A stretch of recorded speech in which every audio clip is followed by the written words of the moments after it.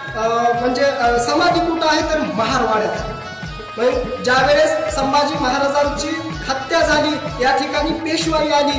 ही पेशवाई म्हणजे इथं प्रचंड ताण देत होती आणि ज्यावेळेस तेवढ्यातच इंग्रज भारतात आले होते आणि इंग्रजांना पेशव्यांविरुद्ध लढायचे होते. मग लढाईला सोबत कुणाला घ्यायचं म्हणजे भारतामध्ये असं कोण आहे की जे पेशव्यांना म्हणजे तह देऊ शकतं. तर त्यांच्या लक्षात आलं की महार लोकच पेशव्यांना हरवू शकतात.